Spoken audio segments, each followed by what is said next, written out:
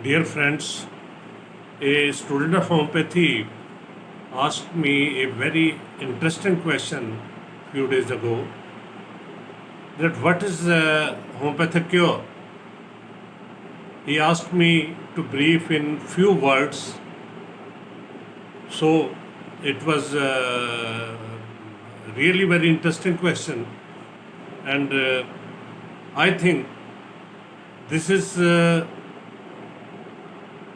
question which is not asked only by the students, but patients also ask that what's the difference between allopathic system of medicine and homeopathic system of medicine.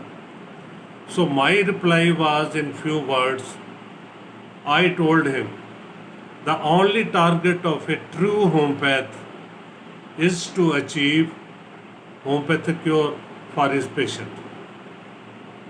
And homeopathic cure is only possible to achieve by following basic principles of homeopathy philosophy as prescribed by founder of homeopathy in Organon of Medicine.